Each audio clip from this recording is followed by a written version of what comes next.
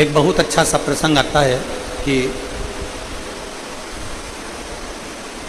मान लो तुम, कई लोग कहते हैं कि गुरुजी हम शंकर जी के मंदिर जाते हैं, हम शिव जी को जल चढ़ाते हैं, हम शंकर जी के मंदिर में पहुंचते हैं, हम शंकर जी के मंदिर में जल चढ़ाते हैं, झाड़ू लगाते हैं, पोछा लगाते हैं, हम शिव जी की आराधना करते हैं,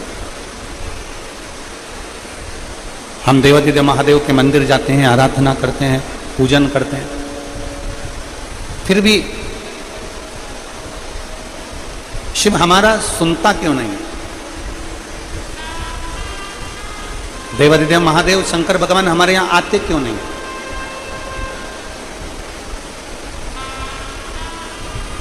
आप आए नहीं और सुबह हो गई, मेरी पूजा की थाली धरी की धरी। क्यों? जब हम इतनी पूजन करते हैं, हम इतनी अर्चना करते हैं, इतनी सेवा करते हैं, तो शिव हमारे यहां आते क्यों नहीं? क्यों नहीं? शिव महापुराण की कथा कहती है, आप कथा में आए, थोड़ा ध्यान लगाकर सुनना, पानी अपनी जगह पर है, जलवृष्टि अपनी जगह पर, आप कथा में आए और किसी ने आपको कुर्सी दे दी बैठने के लिए, और किसी ने आपको कुर्सी दी बैठने के लिए, और वो कुर्सी पे चाय गिरी पड़ी हुई है, उसी पे जूठन पड़ा हुआ है, उसी पे चाय पड़ी है, उसी पर गंदगी पड़ी हुई है। अब इतनी, किसी ने कुर्सी दे दी बैठने के लिए, उसी पे चाय पड़ी, उसी पे गंदगी पड़ी, उसी पर जूठन पड़ा, सब कुछ उसी पे पड़ा हुआ है। अब आप में से कोई होगा जो उस कुर्सी पर बैठ जाएगा? जम के बोलो जरा, बैठोगे? नहीं। कुर्सी किसी ने बैठने के लिए दी, उस कुर्सी पर गंदगी पड़ी हुई है, चाय पड़ी हुई है, जूठन पड़ी हुई है, आप उस कुर्सी पर नहीं बैठोगे। आप आओगे जरूर, पर बैठोगे नहीं। शिव महापुराण की कथा भी यही कहती है कि हम भगवान को निमंत्रण तो देते हैं, हम भगवान से कहते तो जरूर हैं, हम भगवान से प्रार्थना भी करते हैं कि भोलेनाथ आप मेरे घर पर आना, आप मेरे यहाँ आना, और भोलेनाथ आने को तैयार भी हो जाते हैं, भोलेनाथ हमारे घर पर पहुँच भी जाते हैं, भगवान शंकर हमारे द्वार पर आ भी जाते हैं, पर हमारी मन रूपी कुर्सी अगर गंदी होगी तो मेरा शंकर उस पर बैठ नहीं पाएगा, मेरा शिव उस पर बैठेगा।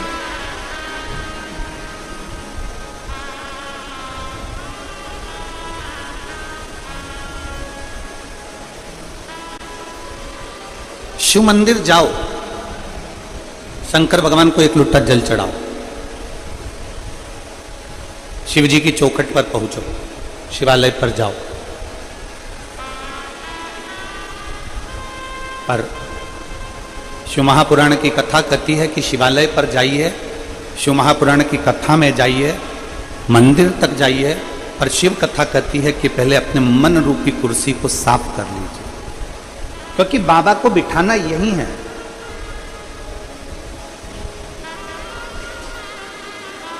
भगवान शिव को बिठाना हमें हमारे दिल में, हमारे हृदय में। और हमने पहले भी कथा में कहा कि माता पार्वती जी ने शंकर जी से प्रश्न किया था, आप काशी में रहते हो? पार्वती जी ने भगवान शंकर से प्रश्न किया था, आप काशी में रहते हो?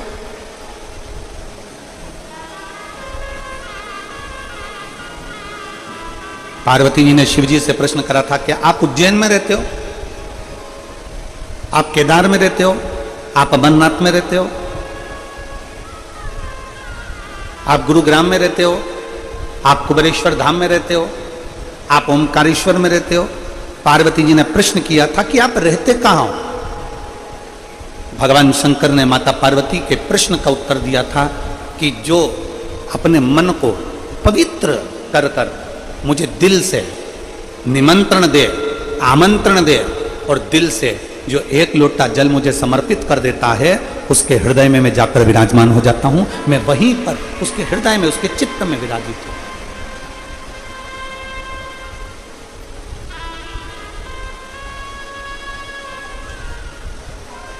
वो मेरी हरियाणा की जीजियां एक भजन बहुत अच्छा गाती हैं।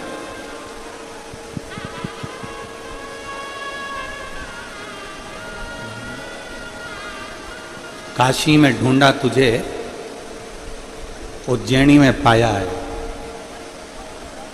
एक लाइन मेरी हरियाणा की बहनें, मेरी जीजियां बहुत अच्छी गुनगुनाती कि काशी में ढूंढा तुझे, उज्जैनी में पाया और भक्तों के हृदय, भक्तों के हृदय भोले बाबा का ठिकाना। शिव भक्तों के हृदय भोले बाबा का ठिकाना। और दुनिया वाले क्या जाने मेरा रिश्ता पुराना। शिव को कहीं पर भी ढूंढ लो,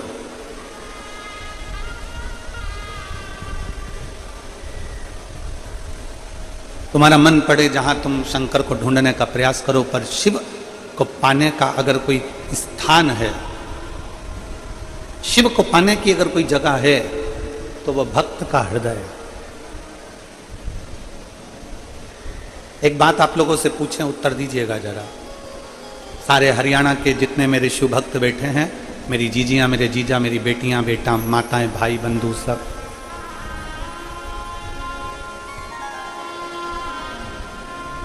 पैर छूने से ज्यादा आशीर्वाद मिलता है कि अच्छा कर्म करने पर, दिल छूने पर ज्यादा आशीर्वाद मिलता है। बोलो जरा, बोलो, जल्दी बोलो।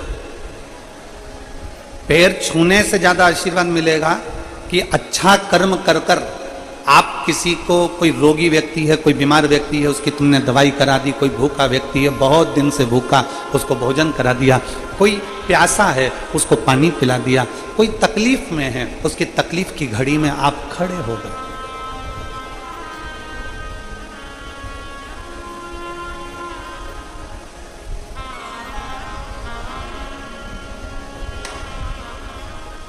किसी के कष्ट के समय पर आप खड़े हो गए।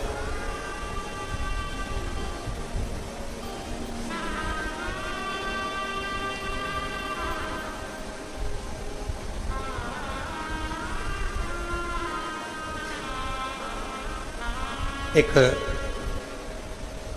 कल के पत्रों में एक पत्र था,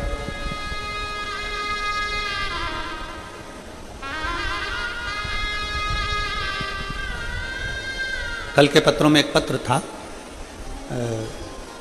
मैं वर्धन जी आपको उसके लिए धन्यवाद दूंगा, उस पत्र के लिए।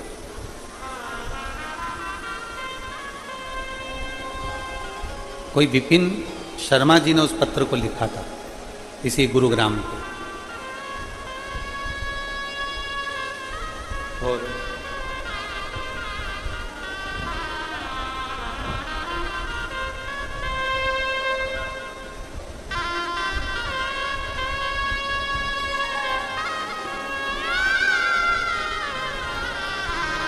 उस पत्र में विपिन शर्मा जी ने एक बात बड़ी अच्छी लिखी थी। गुरु जी, हमारी माता जी की तबीयत खराब हुई और उनको हॉस्पिटल में एडमिट नहीं कर रहे थे। हम वर्धन जी के पास में गए और वर्धन जी से हमने कहा कि भैया वो हमारा एडमिट नहीं कर रहे हैं माँ को, और तकलीफ ज़्यादा है, प्राइवेट में पैसा बहुत लग रहा है। वर्धन जी ने तुरंत किसी को फ़ोन किया, फ़ोन कर 15 मिनट के अंदर गुरुजी हमारे पास में मैसेज आता है कि आपकी मम्मी को यहाँ भेज दो, हम एडमिट करते हैं। हम उसके लिए आपको धन्यवाद देते हैं कि पैर छूने से बड़ा है व्यक्ति का कर्म। अच्छा करो, ऐसा कर्म करो जो व्यक्ति के दिल को छू जाए। और जब व्यक्ति के दिल को छूता है तो वो जो आशीर्वाद मिलता है वो आशीर्वाद कभी कम नहीं हो सकता, कभी कम नहीं। पराये दर्द को जो अपनाए उसे इंसान कहते हैं, किसी के काम जो आए उसे इंसान कहते हैं। आपका धन, आपके घर का बना हुआ भोजन, आपका बनाया हुआ मकान, आपका बनाई गई जमीन, आपकी बनाई गई जायदाद, जब किसी भूखे को भोजन कराने के लिए तुम्हारे पास में अन्न है तो समझना कि तुम दुनिया के सबसे बड़े सेठ हो। कल जब हम यहां से निकल रहे थे,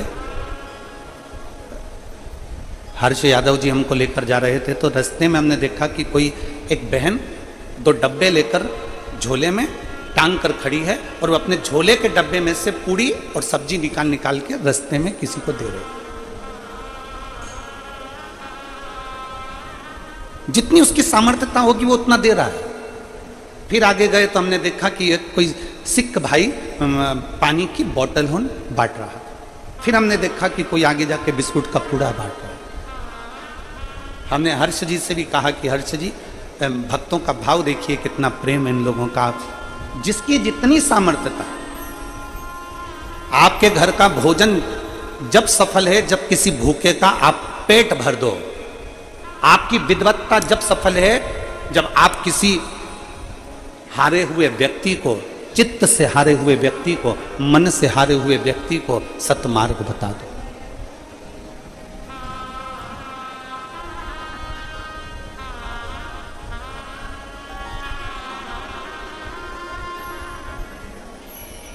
शायद हमारी इतनी कथाओं में ये पहला यजमान का घर होगा ऐसा, जो घर के लोग दूसरे के मकान में रह रहे हैं और उनके मकान में बाबा कुबेर भंडारी रह रहा है। शायद हमारे इतिहास में, हमारे देखते देखते कि सभी बहुओं ने अपने अपने कमरे खाली कर कर हमारे साथ में आए हुए पंडितों के लिए, हम लोगों के लिए अपने कक्ष दे दिए। कक्ष तो दिया पूरा की पूरा चेंज कर पूरा की पूरा भवन। शायद भवन जब सार्थक है जब तुम्हारे घर में कोई मेहमान आए। आज के जमाने का मेहमान होटल में रुका दिया जाता है, आज के जमाने के मेहमान को कहीं दूसरी जगह रुका दिया जाता है, पर घर में मेहमान के लिए, घर के बुजुर्ग के लिए, घर के बूढ़े के लिए, घर में आए हुए संत साधु के लिए, घर में आए हुए बहन बेटी के लिए, घर में आए हुए बहन जमाई के लिए कोई जगह नहीं रहती। तो फिर वो मकान किस काम का? तो प्रॉपर्टी किस काम की?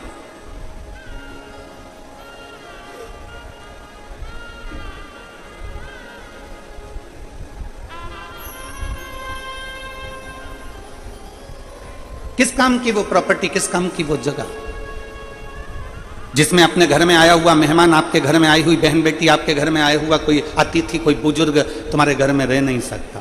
क्या कर? तुम्हारे घर का भोजन जब सार्थक है जब भूखे का पेट भर सको, और तुम्हारा घर जब सार्थक है जब किसी अतिथि की सेवा कर सको, और तुम्हारा वैभव जब सार्थक है जब तुम किसी की औषधि करा सको। तुम्हारे धन की सार्थकता जब है कि कोई बच्चा पढ़ना चाहता है,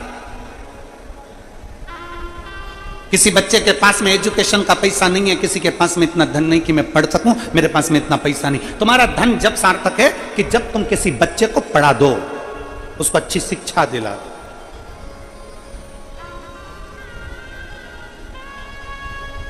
ये तुम्हारी सार्थकता होना चाहिए।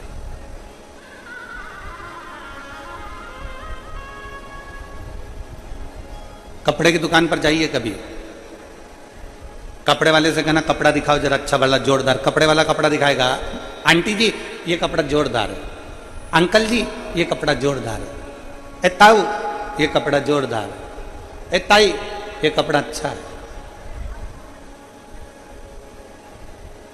फिर कहेगा इसका रंग तो नहीं जाएगा? कपड़े वाले से पूछोगे, कपड़े वाला कहेगा नहीं नहीं, इसको तुम 4-6 बार भी धो लोगे तो रंग नहीं जाने वाला, खूब अच्छा मल के धो, कलर नहीं जाएगा। धोने के बाद कपड़ा छोटा तो नहीं हो जाएगा? नहीं नहीं, ये तो पनता है, ये कपड़ा छोटा नहीं होता, ये तो खूब और धोने के बाद और फैल जाता है। कितने का है? कपड़े वाले ने कपड़े की कीमत बताई, कपड़े वाले ने कपड़े की क्वालिटी बताई, कपड़े वाले ने कपड़े की कीमत बताई, उसकी क्वालिटी बताई, उसका तरीका बताया, सब कपड़े वाले ने बता दिया। अब तुम उस कपड़े को लेकर कहां पहुंचे हो? दर्जी के पास, टेलर के पास।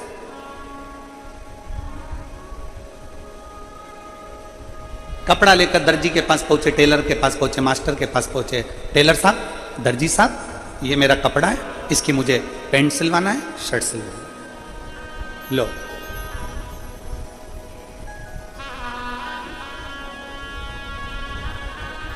दर्जी ने कपड़ा लिया, टेलर ने कपड़ा लिया और उस कपड़े को काट कर, छाट कर, फालतू का जो कपड़ा था उसको निकाल कर तुम्हारी पैंट बना दी, तुम्हारी जीन्स बना दी, तुम्हारी शर्ट बना दी, तुम्हारी टी शर्ट बना दी। कपड़े वाले ने कपड़ा दिया, क्वालिटी बताई, कीमत बताई, तरीका बताया और दर्जी के पास लेकर गए।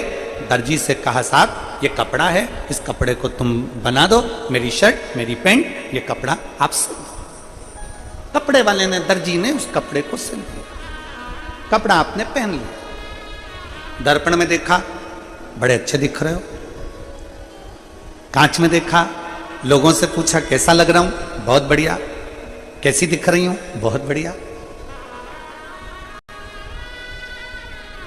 कपड़े वाले की दुकान से कपड़ा लेकर आए थे, अगर वही कपड़ा तुम ऐसे लपेट के नीचे या ऊपर चलते तो अच्छे दिखते क्या? अरे बोलो तो, हरियाणा की जीजी, अच्छे दिखते? नहीं दिखते। उस कपड़े को लेकर कहां गए? दर्जी के पास। दर्जी ने काट कर, छाट कर अच्छा बना दिया, तुमने पहन लिया और तुम अच्छे दिखने लगे। शिव महापुराण की कथा भी यही कहती है, वो परमात्मा कपड़े की दुकान रखता है। मेरा शिव पूरा कपड़े का थान रखता है, पूरा कपड़े का थान। अलग अलग डिजाइन के कपड़े, अलग अलग क्वालिटी के कपड़े सब उस शंकर के पास में हैं। और जब वो पैदा करता है, मृत्यु लोक में भेजता है, जब वो जन्म देता है, तब ये केवल कपड़ा हमको मिलता है, ये काया हमको मिलती है। फिर हमें इस कपड़े को लेकर दर्जी के पास जाते हैं, अर्थात कहीं शिव महापुराण की कथा में जाते हैं और कोई गुरु उसमें काट काट कर इस कपड़े को सही करते करते, कहीं अज्ञानता को मिटाते मिटाते, काम, लोभ, आसक्ति, तृष्णा, वासना, झूठ, प्रपंच, इसको हटाते हुए इस कपड़े को इतना अच्छा बना देता है कि व्यक्ति जब पहनता है तो दुनिया के लोग कहते हैं कि अब ये अच्छा दिख रहा है, इसने कर्म अच्छा किया।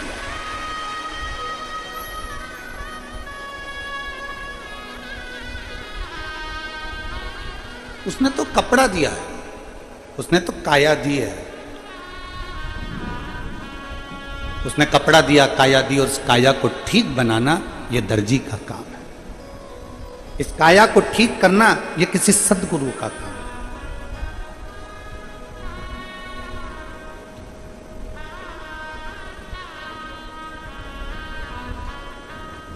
इस काया को ठीक करना कोई सद्गुरु ही कर सकता। गुरु नानक देव जी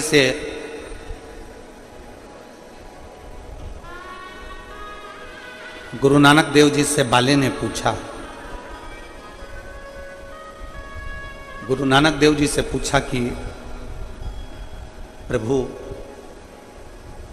है नानक, प्रभु मनुष्य का जन्म क्यों होता है, किस लिए? गुरु नानक देव जी सुन रहे हैं।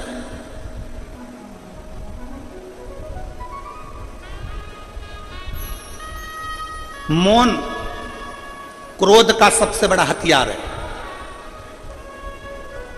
पति अगर गुस्सा कर रहा है और पत्नी अगर मौन हो जाए ना, तो इसमें जीत किसकी होती है? पति की कि पत्नी की? जम के बोलो जरा जल्दी से। पत्नी की जीत होती है। पति अगर गुस्सा कर रहा है, बोल रहा है, चिढ़ रहा है, क्रोध कर रहा है, अपशब्द बोल रहा है, पत्नी मौन हो जाए, चुप, इसमें जीत पत्नी की होगी।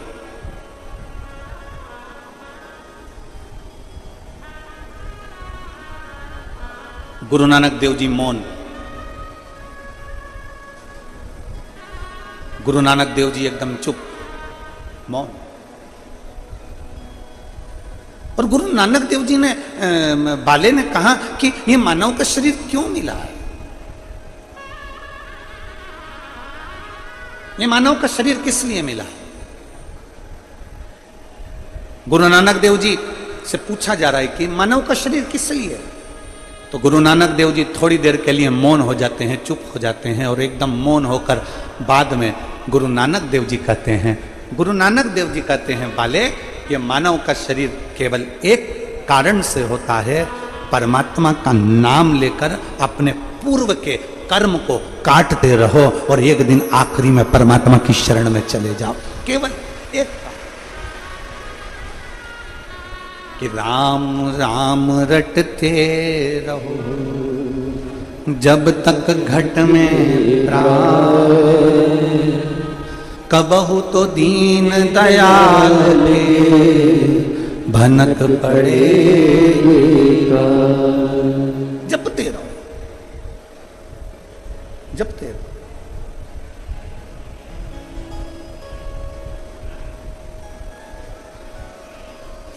कपड़ा दिया उसने, शरीर दिया उसने, शरीर प्रदान करा उसने, और उस शरीर की कीमत जान लो। कपड़ा लेते समय कपड़े की क्वालिटी पूछी जाती है, कपड़े की कीमत पूछी जाती है, उस शरीर की कीमत जानिए, किस शरीर की कीमत क्या है। दुनिया के कई लोग कह देते मैं तो बहुत परेशान हो गई, मैं तो मर जाऊं तो अच्छा।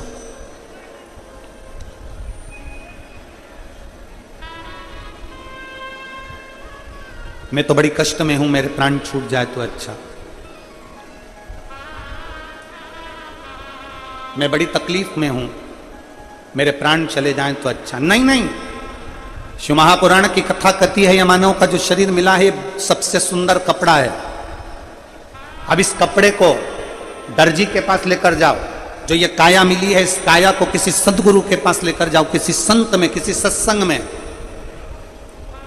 कहीं शिव महापुराण के पंडाल में पहुंच गए, भगवान की कथा में पहुंच गए, तो ये कपड़ा तुम्हारा कोई अच्छा गुरु जिंदगी में मिल गया, कोई अच्छा सतगुरु मिल गया, कोई अच्छा मिल गया, तो इस कपड़े को छाट कर, इस कपड़े को काट कर तुम्हारे भीतर के अहंकार को, काम को, लोभ को, आसक्ति को, तृष्णा को, वासना को छाट कर श्रेष्ठ बना दे।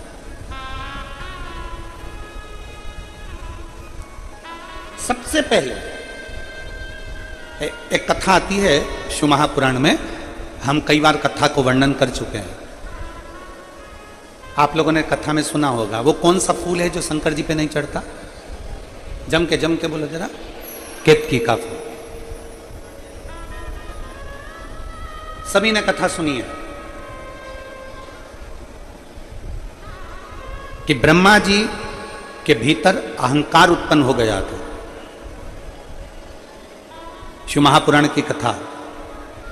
और ब्रह्मा जी के भीतर जब अहंकार उत्पन्न हो गया और ब्रह्मा जी भगवान विष्णु के पास चले गए, भगवान नारायण विश्राम कर रहे थे, सो रहे।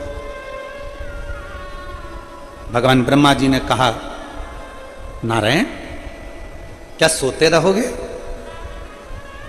तुम्हारे दरवाजे पर कोई आया है, इसका आतिथ्य करिए। तुम्हारी चौखट पर कोई पहुंचा है, उसका आदर करिए। क्या सोते रहोगे? भगवान नारायण ने आंखें नहीं खोली। ब्रह्मा जी ने और अहंकार के शब्द कहे।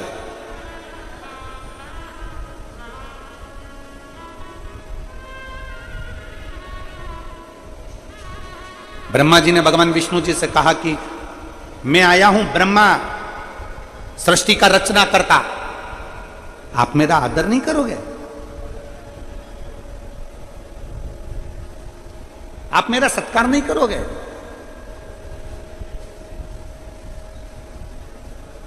कभी ये एक आनंद का विषय है। देखिए पूरी कई कथाएं आप लोग टीवी पर देखते होंगे, कई कथाएं करते रहते हैं। आप लोगों को भी मालूम है कि ये कथा पूरी होगी, फिर सीहोर में कथा 12 सितंबर से 18 सितंबर अग्रवाल धर्मशाला की जो कथा है, जो हर साल होती है छोटे रूप में, जो टीवी पर नहीं आती, वो हो जाएगी। फिर 20 से 24 सितंबर तक श्राद्ध पक्ष में कांटा कुरीडीह कुकरेल छत्तीसगढ़ में कथा प्रारंभ हो जाएगी।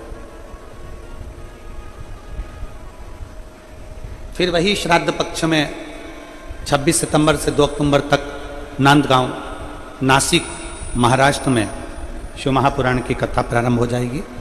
वहां के विधायक उस कथा को कराएंगे। रेगुलर कथा चलती है। आप कथा टीवी पर सुनते भी होंगे, आपने कथा को टीवी पर देखा भी होगा, पर यह नजारा आपने कथा में कभी नहीं देखा होगा जो आप देख रहे हैं। आप भी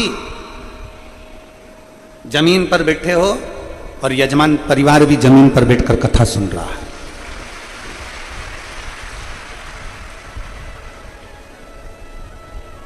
कोई सोफा नहीं, कोई कुर्सी नहीं,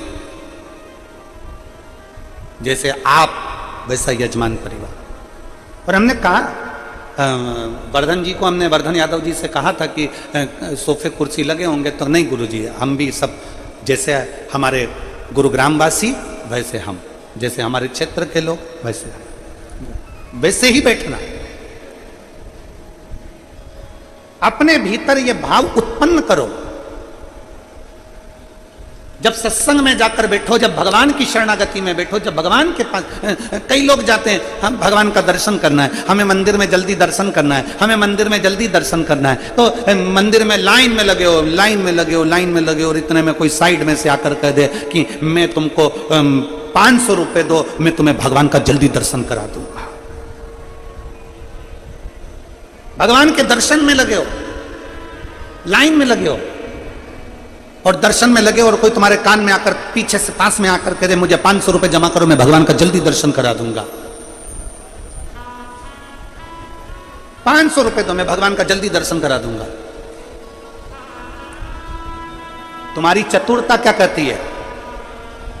500 रुपए देकर तुम जल्दी दर्शन करना पसंद करोगे कि धर्म के लाइन में लगकर धक्के खाते खाते उस भोलेनाथ के चरणों में जब पहुंचोगे तो शंकर भगवान भी कह देंगे कि तूने मेरे पास आते आते बहुत धक्के खा लिए, अब तुझे दुनिया के धक्के नहीं खाने दूंगा।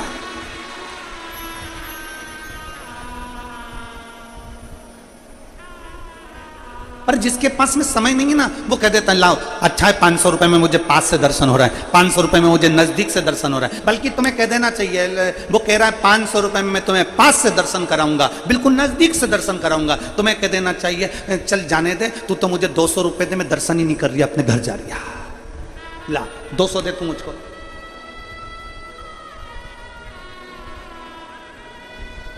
धर्म को धंधा मत बनाइए, भगवान के दर्शन को व्यापार मत बनाइए। और मैं श्री वर्धन जी आपको धन्यवाद दूंगा इस चीज के लिए कि आप भी नीचे और पूरे मेरे गुड़गांव के वासी, पूरे गुरुग्राम वासी भी बैठकर कथा का तत्व ग्रहण कर रहा है। अपने को अपने के साथ में वैसे ही रहना चाहिए, वैसे। 500 रुपए दीजिए, मैं पास में से दर्शन कराऊंगा, ना ना ना ना।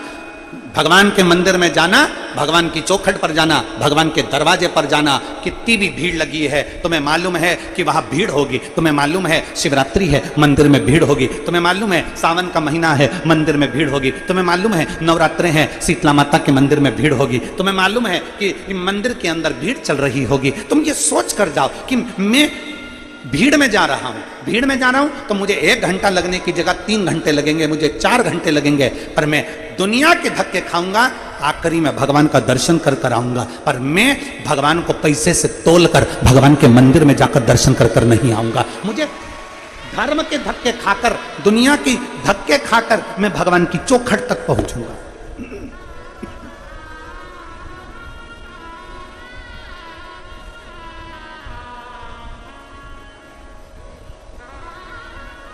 मुझे भगवान के नजदीक में जाना,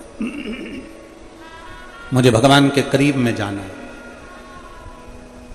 500 रुपए में तुम भगवान के करीब जरूर चले जाओगे, पर भगवान के नजदीक नहीं जा पाओगे।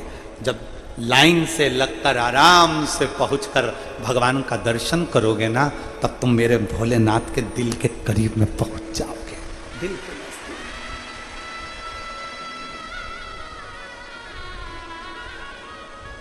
और देख लिया संसार हमने देख लिया,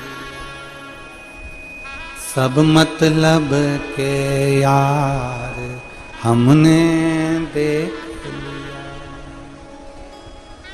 झूठे नाते झूठे रिश्ते, झूठे नाते झूठे रिश्ते, अरे झूठा है संसार हमने देख लिया, सब मतलब के यार हमने देख लिया संसार हमने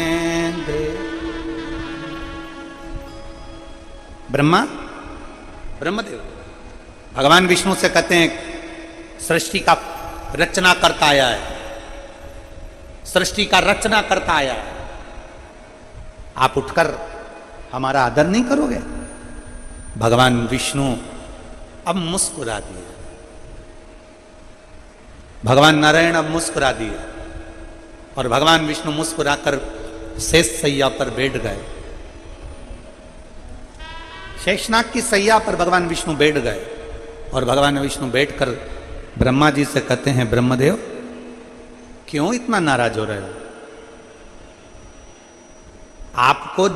आपने भले पूरी सृष्टि रची हो, आपने भले सृष्टि की रचना करी हो, पर ब्रह्मदेव तुम्हारी रचना तो हमने करी है ना। हमारी नाभि से पुष्प प्रकट हुआ, उस पुष्प पर ब्रह्मा तुम प्रकट हुए।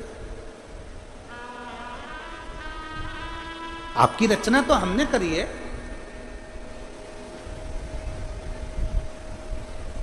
ब्रह्मा जी कहते हैं मेरी रचना आपने नहीं करी है। ब्रह्मा तुम जानते नहीं हो, मेरी नाभि से तुम प्रकट हुए हो।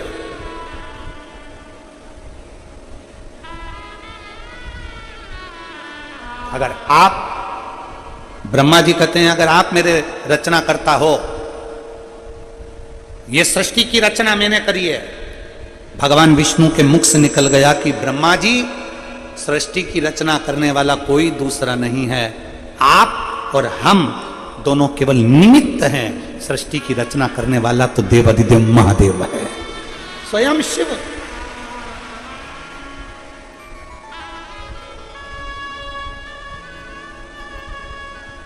ये दुनिया का थोड़ा सा भ्रम है।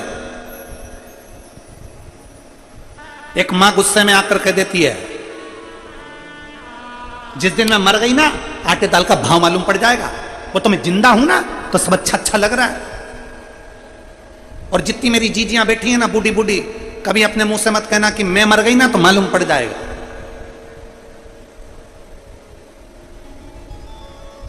कई लोग कह देते हैं वो तो मैं हूं तो घर चल रहा है, जिस दिन मैं चले गया ना उस दिन मालूम पड़ेगा।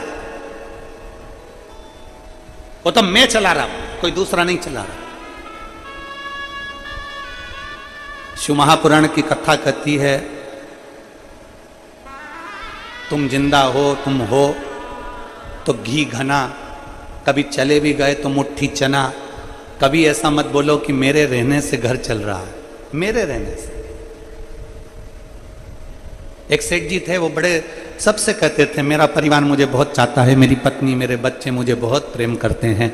जिस दिन मैं मर गया ना तो मेरे साथ साथ मेरी पत्नी और मेरे बच्चे भी मेरे साथ मर जाएंगे। इतना प्रेम करते हैं, इतना प्रेम करते हैं। एक दिन एक गुरुजी आ गए। गुरुजी ने कहा, सेठ जी तुम हमेशा कहते हो कि मेरी पत्नी मुझसे प्रेम करती है, मेरे बच्चे मुझसे प्रेम करते हैं, अगर मैं मर गया तो मेरे पीछे पूरा परिवार मर जाएगा। इतने में गुरुजी ने कहा, एक काम करो ना, हमको प्रैक्टिकल करके दिखाओ कि तुम्हारे मरने के बाद ये मरते कि नहीं मरते। सेठ जी ने कहा, पागल हो गए हो महाराज, बेवकूफ हो, अकल नहीं है तुम्हें, मैं कैसे मर सकता हूं। गुरुजी ने कहा, मैं तुमको एक पानी का गिलास दूंगा, तुम पीते पीते पीते पीते लुढ़क जाना। मैं डॉक्टर साहब को बुला के कहलवा दूंगा कि तुम मर गए। मरे नहीं हो तुम, फिर भी हम कह देंगे मर गए तुम। तो हमें देखना है तुम्हारी पत्नी और बच्चे तुम्हारे पीछे मरते कि नहीं मरते। इतने में तुरंत सेठ जी बोले, गुरुजी तुम समझ नहीं पाओगे, मेरी पत्नी मुझसे बहुत प्रेम करती है, मेरे बच्चे मुझसे बहुत प्रेम करते हैं, वो मर जाएंगे। इतने में गुरुजी ने कहा देखना है ना हमको भी, तुम तो मरो तो सरी, और मेरे पत्नी और बच्चों को कुछ हो गया तो, मेरी पत्नी और बच्चों को कुछ हुआ तो उसकी गारंटी हमारी। गुरुजी बोले तुम तो लो पानी पियो लुढ़को, और उन्होंने जैसे ही पानी पिया और नीचे गिर गए तो डॉक्टर साहब को बुलाया। गुरुजी ने थोड़ा सा पैसा पकड़ा कर कह दिया कि डॉक्टर साहब कह दो ये मर गया। इतने में डॉक्टर साहब ने नब्ज मब्ज देख कर कह दिया मर गए। डॉक्टर को वहीं बिठा के रख लिया। पत्नी रोई, बच्चे रोए, पोता पोती रोए, खूब धाड़ धाड़ के पत्नी रोई। जैसे ही पत्नी रोई, पत्नी चिल्ला चिल्ला के रो रही थी, गुरुजी मेरा पति चले गया, मेरे को बोला तक नहीं, गुरुजी एक शब्द नहीं बोले और चले गए। इतने में गुरुजी ने अपनी झोली में से एक पुड़िया निकाली, और पुड़िया निकाल के गुरुजी ने कहा जीजी, ए बहन, ए माँ, मत रो, ये मेरे पास में ऐसी जड़ी है, ऐसी बूटी है कि ये तू खाएगी, तू मर जाएगी और पति जिंदा हो जाएगा। इतने में पत्नी रोती रोती बोली इनकी तो उम्र हो गई थी, इनकी तो उम्र।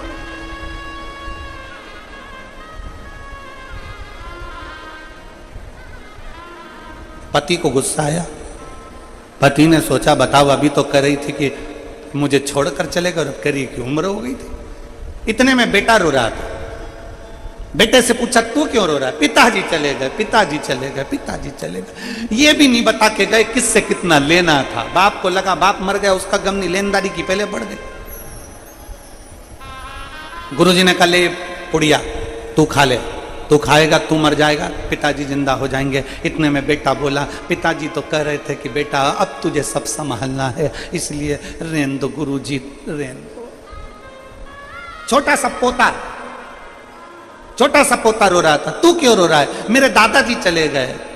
तो क्यों रो रहा है?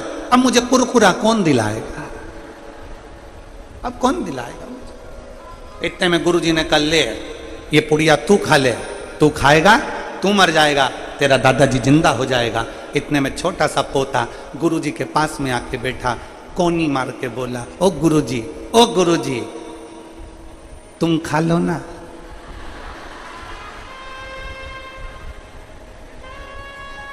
सब मिलके गुरुजी को खिला रहे पर खुद नहीं खा रहे।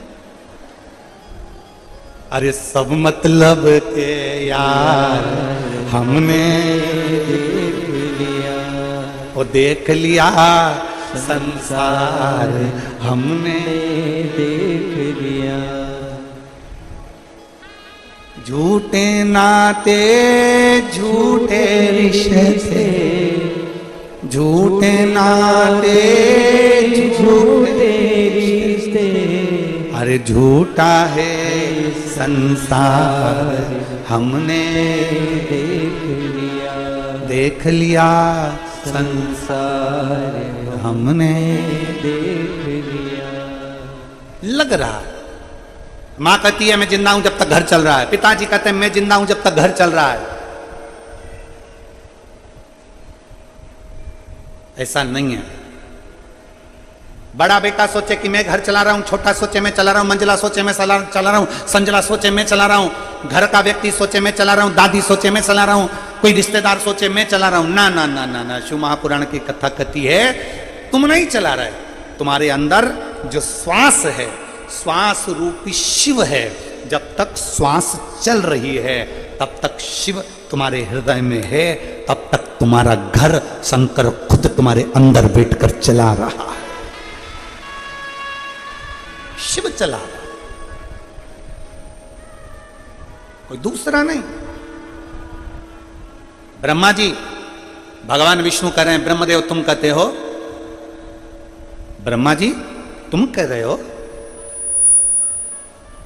ब्रह्मा जी तुम बोल रहे हो कि सृष्टि मैं चला रहा हूं? नहीं, भगवान नारायण ने कहा ब्रह्मा सृष्टि ना तुम रचे हो, सृष्टि ना हम रचे हैं, सृष्टि रचने वाला तो देवाधिदेव महा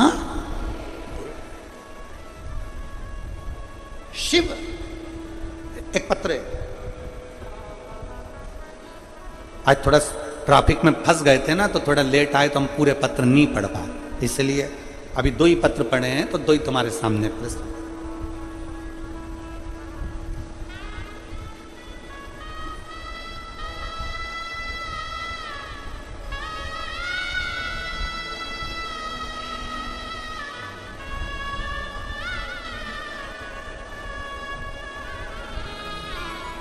गुरुजी, मैं जिला करनाल, हरियाणा, गांव,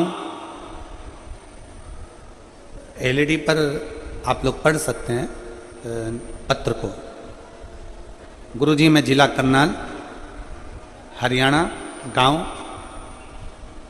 इस्लाम नगर के रहने वाली हूँ। मेरा नाम बबीता है। मेरा मोबाइल नंबर ये है।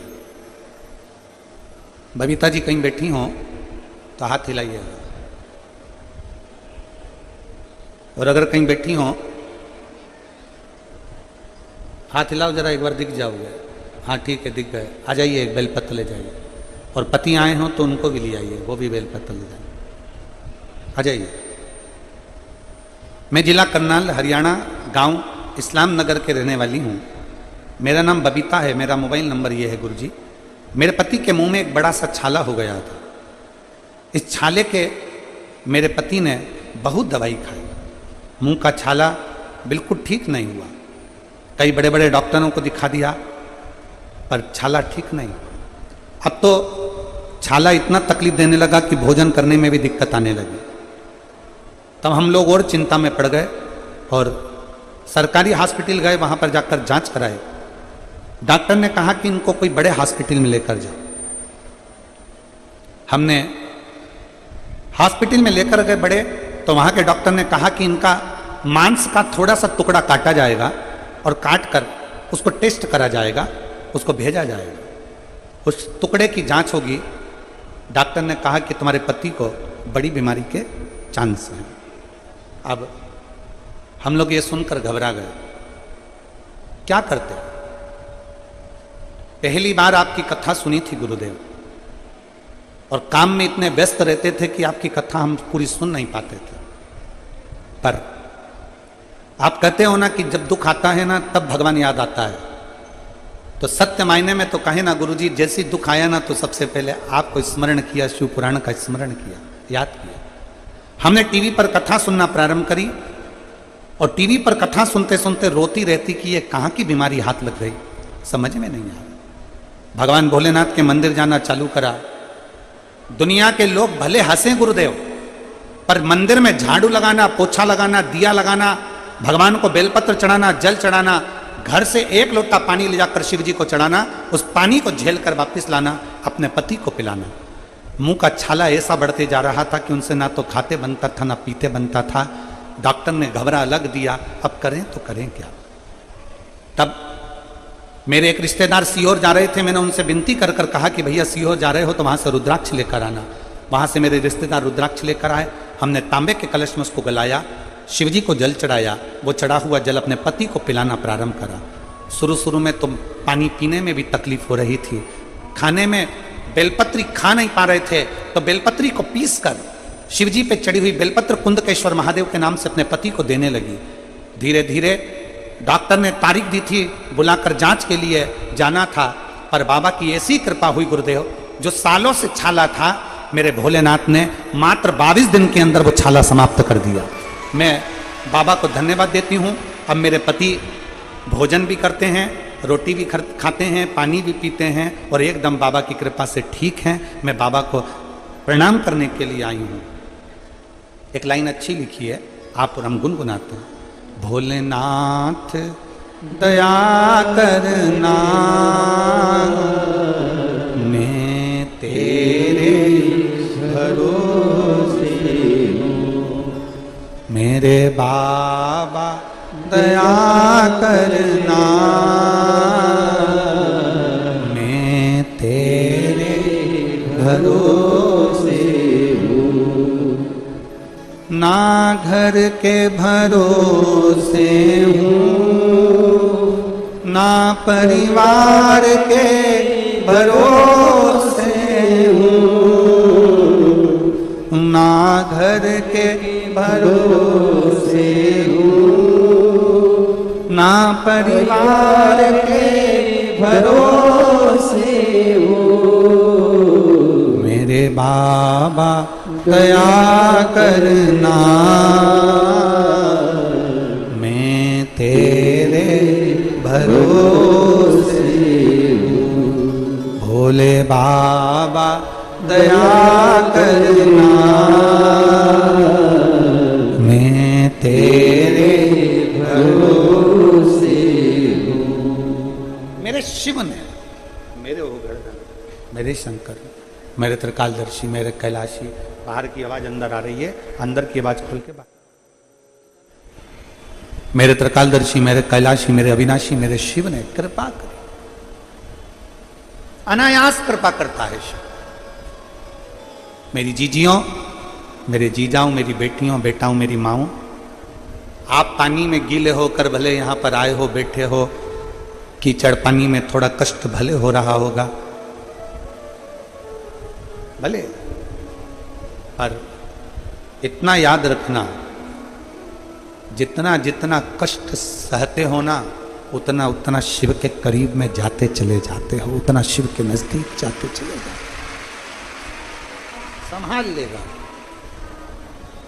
संभाल।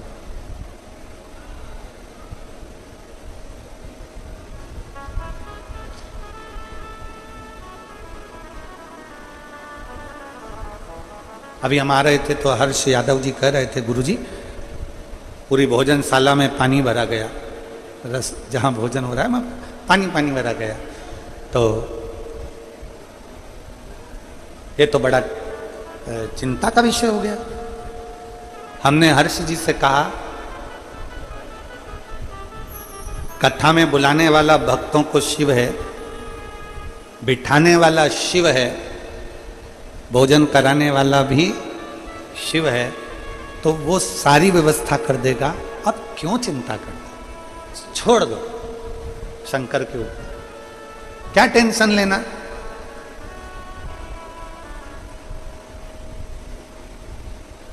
शिव के आश्रित हो जाओ, शिव के भरोसे हो जाओ, उसके आश्रित। ब्रह्मा जी कह रहे हैं मैं सृष्टि का रचना करता, भगवान नारायण कह रहे हैं भ्रांति निकाल दो अपने भीतर से, अपने मन से ये भ्रम निकाल दो कि तुम सृष्टि की रचना करता, सृष्टि के रचना करता, ये भ्रम निकाल दिया जाए।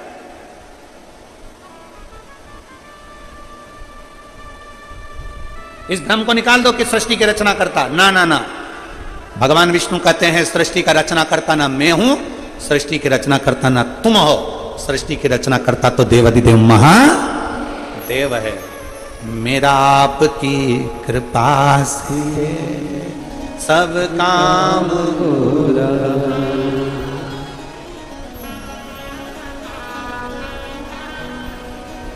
सब काम हो रहा, करते हो भोले बाबा मेरा नाम हो रहा है, मेरा आपकी कृपा से सब काम हो रहा है। हम उसके आश्रित हो जाए, वो है। भगवान नारायण ने कह दिया, भगवान नारायण ने तुरंत भगवान ब्रह्मदेव से कहा कि ना मैं ना तुम, ना मैं ना तुम, वो है देवाधिदेव महादेव। इतने में ब्रह्मा जी ने कहा कौन महादेव? अब ब्रह्मा जी के ये शब्द सुनकर भगवान विष्णु की आंख से आंसू बहने लगा कि गजब गजब,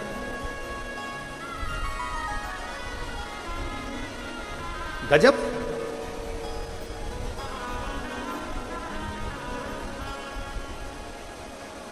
आप सभी को मालूम होगा एक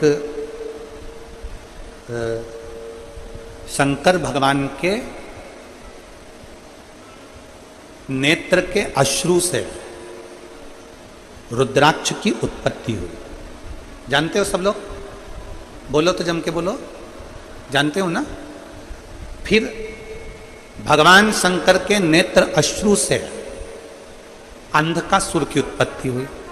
जानते हो सब लोग? बोलो जम के बोलो, ठीक है। तीसरा, भगवान शंकर के क्रोध नेत्र अग्नि की ज्वाला से, उनके अश्रु से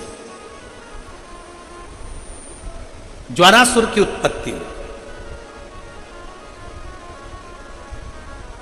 ज्वारासुर जिसको एक असुर का भी नाम दिया जाता है। ये जो बुखार आता है ना, ज्वर आता है, जो बुखार आता है, इसको भी असुर के गिनती में लिया गया, ज्वरासुर। और इस ज्वारासुर को शांत करने के लिए माता शीतला को प्रकट किया गया। और आप गुरुग्राम वासियों के लिए तो बड़ा सौभाग्य का विषय है कि मां शीतला आपके गुरुग्राम में आशीर्वाद देने के लिए सदा विराजमान रहती है। बोल शीतला माता की, शीतला माता की। मां इस गुरुग्राम में माता शीतला अपने भक्तों के आशीर्वाद देने के लिए सदा विराजमान थी है। ज्वारासुर को शांत करने के लिए मां शीतला को प्रकट होना पड़ा था। मां शीतला को प्रकट किया।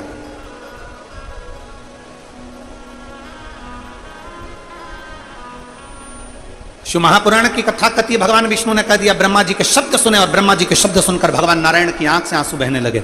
भगवान विष्णु ने कहा, ब्रह्मा जी क्या कह रहे हो? कौन शिव? ये शब्द हैं आपके?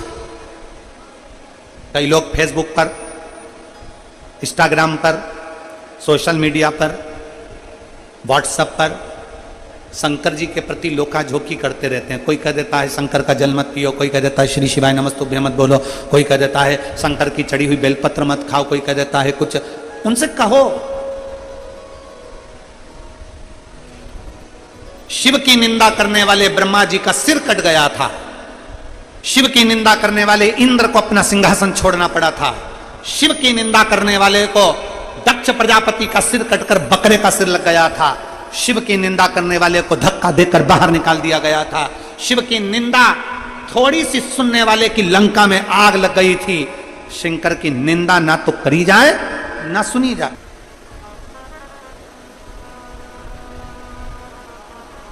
भगवान शिव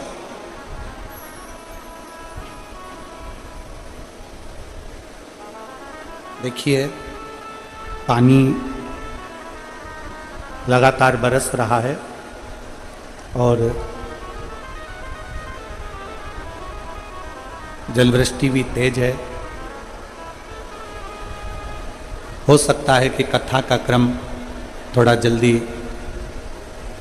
विराम दिया जाए और 5-10 मिनट का और कथा कहकर, जिससे कल आराम से कथा पूर्ण रूप से हो सके। जो पानी चारों तरफ भरा हुआ है या जहाँ कहीं भी है तो उसको निकाल दिया जाए। ऐसी व्यवस्था प्रशासन भी कर रहा है और यजमान परिवार भी कर रहा है। प्रशासन भी पूर्ण तरह से बहुत अच्छे रूप से इस कार्य को संभाल रहा है। मैं यहाँ के कमिश्नर महोदय को, यहाँ के एसएसपी, एसपी, कलेक्टर, यहाँ के टीआई, यहाँ की चिकित्सा विभाग, पीडब्ल्यूडी विभाग, इन सबको बहुत बहुत साधुवाद देता हूँ, जो बहुत सुचारू रूप से पूरे आयोजन को संभाल रहे हैं। एक बार जोरदार ताली बजाकर उन सभी के लिए साधु। यहाँ के कलेक्टर, एसपी, एसएसपी, एसडीएम आदि का अधिक सब यजमान परिवार के साथ में मिलकर बड़ी सुचारू रूप से व्यवस्था कर रहे हैं। और आपको और हमको भी इनके साथ कदम से कदम मिलाकर सहयोग प्रदान करें।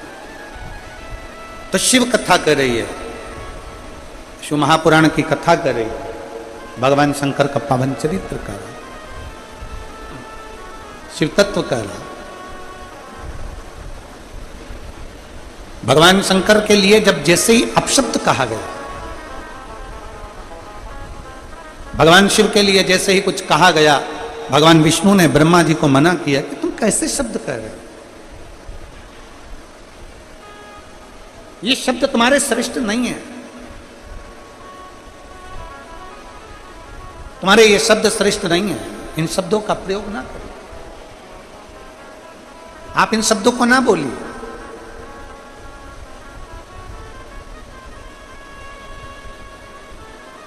नांदेड़ की कथा में गुरु गोविंद सिंह जी की पुण्य स्थली से, पवित्र स्थली से आपको एक बात कही थी। दुनिया के लोग घर में फिल्टर का पानी पीते हैं पर दुनिया के लोग अपनी वाणी को फिल्टर कर कर नहीं बोल पाते हैं। दुनिया के लोगों को बोलने का एक भाव उत्पन्न नहीं हो पाता। ब्रह्मा जी ने अहंकार के शब्द कहे, ब्रह्मा जी ने अपशब्द कहे, और जो शिव जी के लिए अपशब्द कहे भगवान, उसी समय भगवान नारायण ने कह दिया तुम कैसे कह सकते हो, ये सब भगवान शिव की रची हुई पूरी सृष्टि है, पूरी।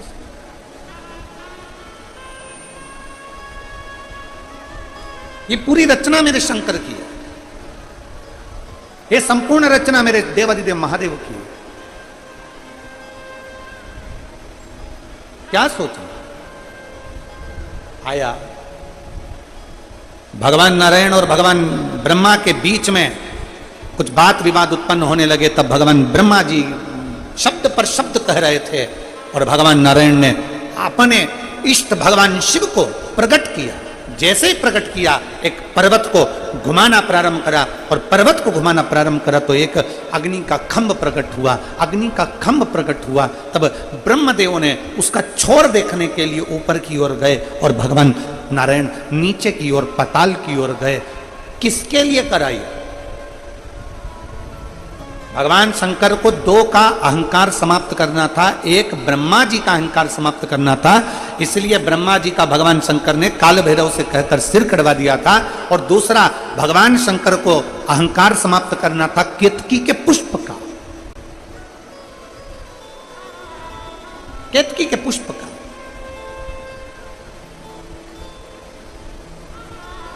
ये जो हम मंदिर में हरतालिका तीज 6 तारीख को हरतालिका तीज की पूजन होगी, तो हरतालिका तीज के दिन हम जो फुलेरा मंदिर के अंदर बांधते हैं, आप लोग उस फुलेरे का दर्शन किए होंगे। जरा फुलेरा देना।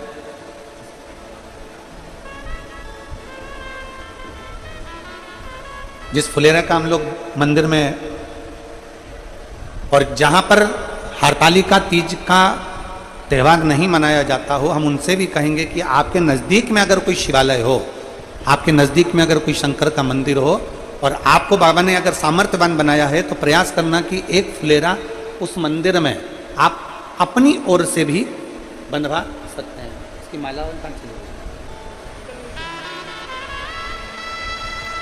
ऐसा पूर्ण मालाएं चारों तरफ इसमें बंदी होती है फुलेरा के अंतर। ये भगवान शंकर के ऊपर लगाया जाता है। शिव महापुराण की कथा कहती है,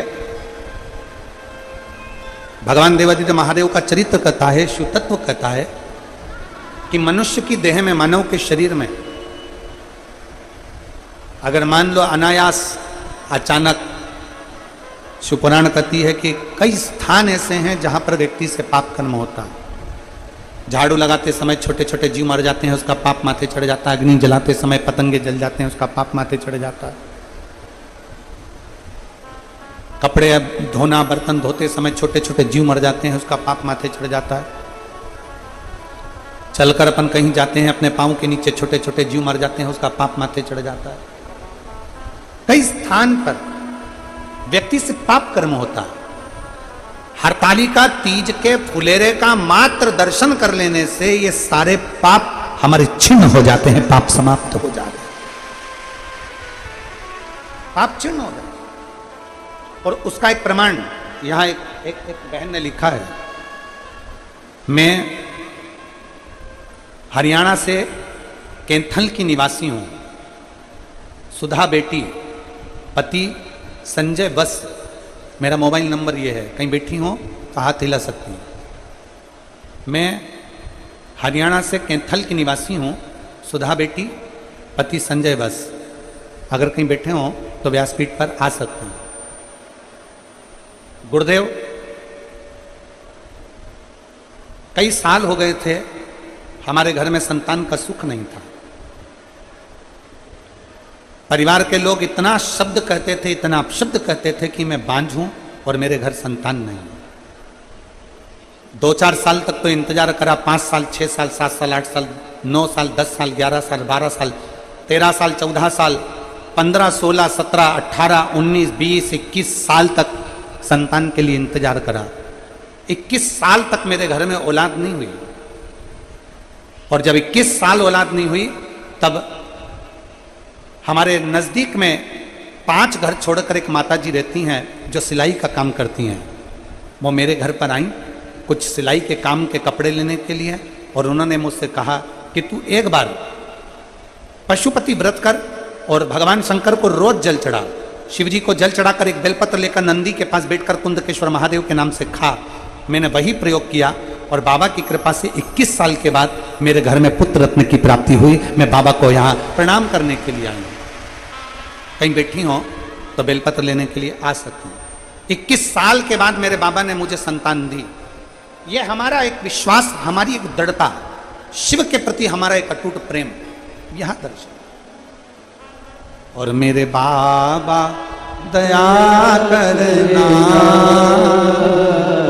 मैं तेरे भरोसे हूँ। भोले बाबा दया करना,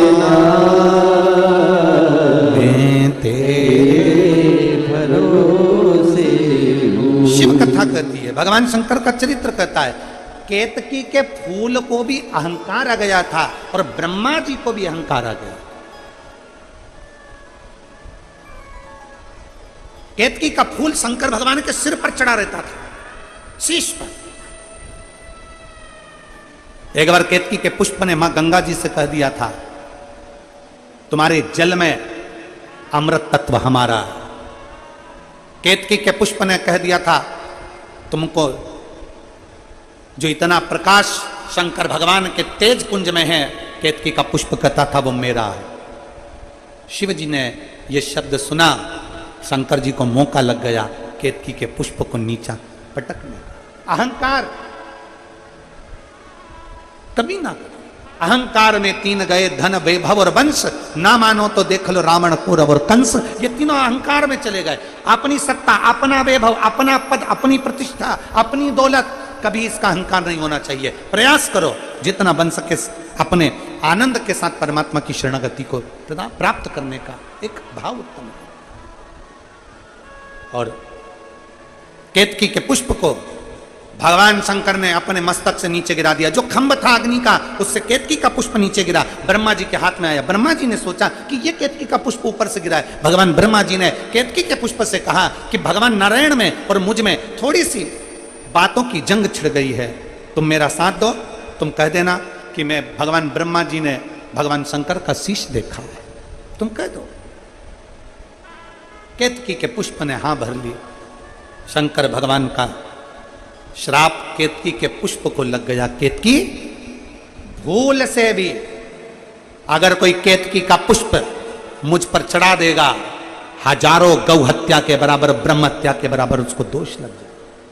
शंकर जी के मंदिर में धतूरा चढ़ा दो, बेलपत्र चढ़ा दो, दूसरी पत्तियां चढ़ा दो। शंकर जी के मंदिर में शंकर जी को तुम्हारा मन पड़े जो चढ़ाओ, और शंकर जी के मंदिर में कभी केतकी का पुष्प ना चढ़ाया, कभी केतकी का पुष्प। शिव शिव है, ओघड़ी ओघड़ी। शिव तत्व कह रहा है।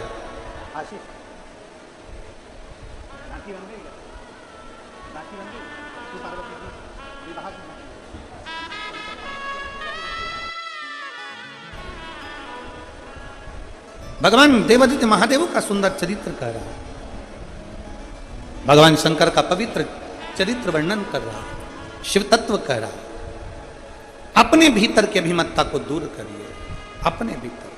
और मेरे बाबा दया करना, मैं तेरे भरोसे हूँ। भोले बाबा दया करना, मैं तेरे भरोसे हूँ। ना घर के भरोसे हूँ, ना परिवार के भरोसे हूँ, ना घर के भरोसे हूँ, ना परिवार के भरोसे हूँ। मेरे बाबा दया करना, मैं तेरे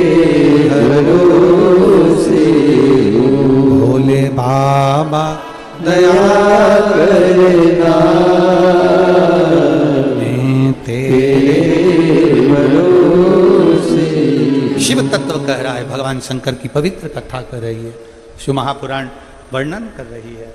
भगवान देवादिदेव महादेव का चरित्र कथा है। दक्ष प्रजापति के भीतर भी अहम आ गया था, शीश काट दिया गया था। सती मैया को क्रोध आ गया था, सती मां जलकर भस्म हो गई। माता सती जलकर भस्म हो गई, मां से। और जब माता सती जलकर भस्म हुई, हिमालय राज के यहां पार्वती के नाम से विख्यात हुई। माता पार्वती जी भगवान की बाल्यावस्था से शिवार्चना में लगी रही, शिवाराधना में। देखिए, जलवृष्टि ज़्यादा होने के कारण, आसपास में पानी भरा होने के कारण बस आज थोड़ा कथा को आधे घंटे पहले छोड़ा जा रहा है। इसलिए आप सबसे एक निवेदन रहेगा, थोड़ा ध्यान देना। आप सब यहाँ से जब जाओगे, एक दूसरे का हाथ पकड़ के जाओगे। यहाँ से जब जाओगे, धीरे धीरे जाओगे। यहाँ से जब जाओगे, बिना धक्का मुक्की के अपनी गाड़ी को भी धीरे धीरे निकालना, बहुत आराम से जाना। रास्ती रास्ती आराम आराम से अपने गंतव्य की ओर जाएंगे। कल का कथा का समय यही 1 बजे से 4 बजे तक रहेगा। पार्वती जी का विवाह भगवान शिव जी के साथ में बड़े आनंद के साथ हो रहा है। एक बार जोरदार ताली बजाकर भगवान शंकर पार्वती जी के मंगल विवाह का आनंद लेंगे। पार्वती जी शिव जी के गले में सुंदर जयमाला पहना रही हैं। जोरदार ताली बजाकर स्वागत करिए। और भगवान शंकर मां पार्वती जी के गले में जयमाला दे रहे हैं। हार हार आप और हम सब मिलकर प्रशासन का साथ देंगे और बड़े धैर्य से, बड़े आनंद से आपसे निवेदन, फिर निवेदन है, जब यहां से जाओ बहुत आराम आराम से